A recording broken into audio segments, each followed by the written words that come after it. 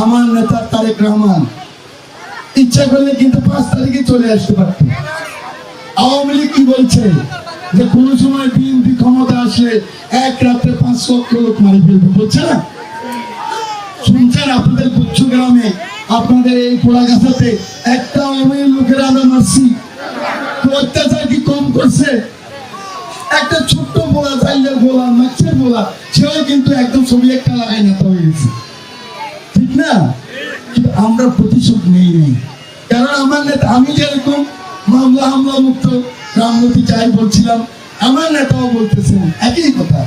আমার নেতা তারেক রহমান বলছেন কয়েকদিন আগে যে আমাদের চেয়েও নির্যাতিত কে, মানে জিয়া পরিবারের চেয়েও নির্যাতিত কে?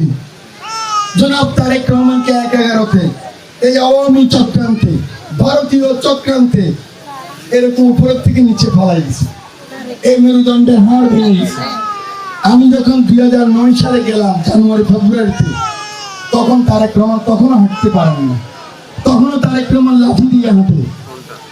আমাদের শহীদ প্রেসিডেন্ট জিয়া রহমান আরেক সন্তান আরাফাত রহমান কোকো, সে কিন্তু এই জন্যই এক ধরনের হত্যা করা হয়েছে, তাকে জেলে জেলে এরপরে বিদেশে পাঠাইলেন। ওই যে ভয় পাইছে সে, তার যে মানসিক যে প্রেশার তার উপরে হয়েছে, সেই জন্য তার শরীর খারাপ হয়েছে, হার্ট খারাপ হয়েছে, এবং এটা একটা হত্যা, আওয়ামী লীগের হত্যা। আর দেশ নেত্রী বেগম খালেদা জিয়া তো আপনাদের চোখের সামনে 5 বছর জেলে ছিলেন।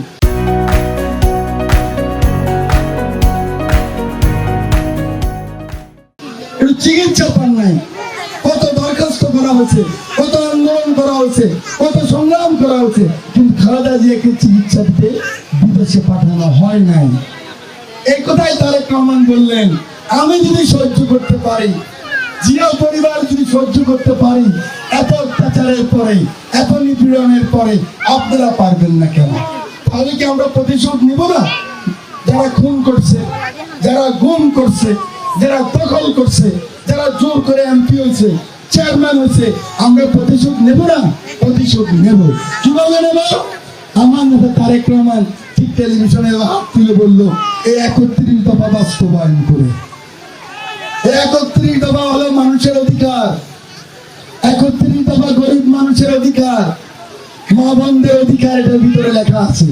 এটা যদি আমরা প্রতিষ্ঠিত করতে পারি, মানুষকে বাংলাদেশের যে স্বপ্ন আমরা দেখাইছিলাম, শহীদ প্রেসিডেন্ট জিয়া রহমান 71 সালে যুদ্ধের ঘোষণা দিয়ে যে মুক্তিযুদ্ধ শুরু করেছিলেন, 54 বছরও মানুষ কিন্তু সেই মুক্তিযুদ্ধের স্বাধীনতার স্বাদ পায়নি।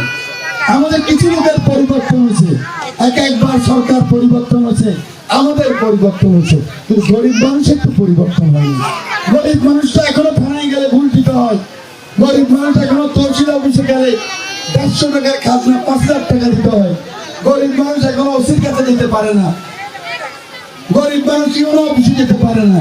সবখানেই বৈষম্য। বৈষম্য মানে কি? পার্থক্য, ধনী গরিবের পার্থক্য, পুরুষ মহিলার পার্থক্য, সুন্দর অসুন্দরের পার্থক্য, ভালো খারাপের পার্থক্য, কালো সাদার পার্থক্য। এই পার্থক্য যদি না থাকে, ওটাকেই বলে বৈষম্যবিহীন সমাজ।